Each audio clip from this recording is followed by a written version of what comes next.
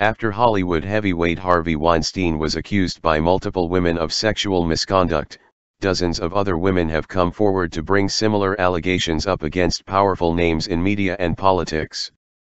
Now, legendary music producer Russell Simmons is next on that list. Simmons announced Thursday morning that he is stepping away from his companies after Jenny Lumet wrote a column in The Hollywood Reporter detailing a terrifying allegation of Simmons sexually assaulting her. The details Lumet included in her story are jaw-dropping.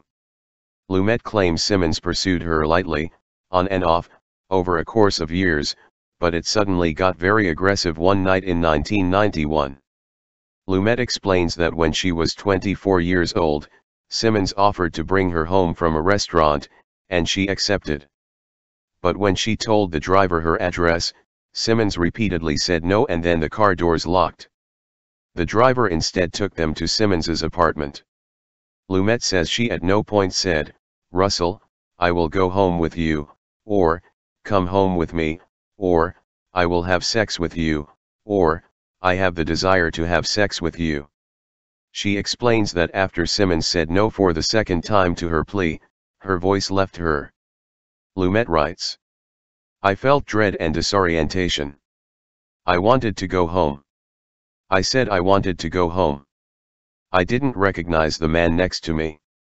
I didn't know if the situation would turn violent. I remember thinking that I must be crazy. I remember hoping that the Russell I knew would return any moment. The car stopped at the curb. I don't recall the street. I recall the driver opening the door from the outside, and you behind me. I was between the two of you.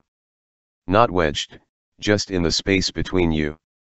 I remember exchanging a look with the driver. He was unreadable. It was chilly out. It was me and these two men. I felt dread. I was tremulous. Off my feet. I felt an intense need to keep both of you calm. Was there a time or a space to run? I have no idea. Would somebody else have run? I have no idea. There were two men. One of whom obeyed the other. It was an overwhelming feeling."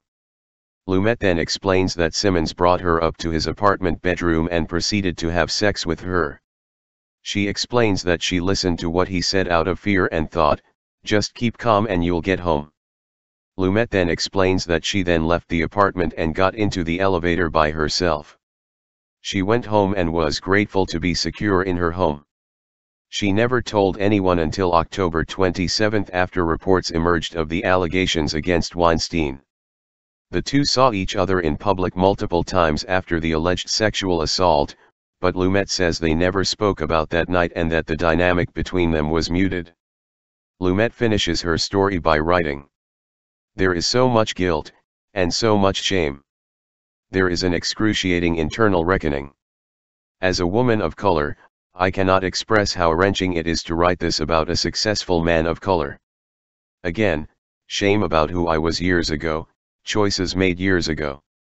In this very moment, I feel a pang to protect your daughters. I don't think you are inclined to protect mine." In response to Lumet's article, Simmons announced that he would be stepping down to commit himself to continuing his personal growth, spiritual learning, and above all to listening. Read Simmons's full statement below. "I have been informed with great anguish of Jenny Lumet's recollection about our night together in 1991. I know Jenny and her family and have seen her several times over the years since the evening she described. While her memory of that evening is very different from mine, it is now clear to me that her feelings of fear and intimidation are real.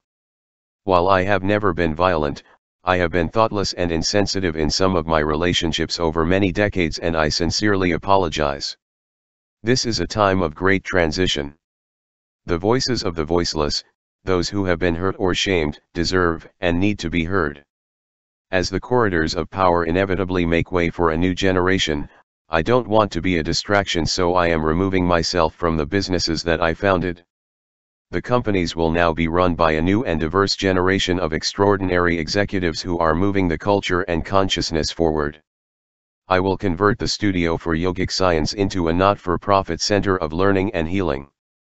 As for me, I will step aside and commit myself to continuing my personal growth, spiritual learning, and above all to listening.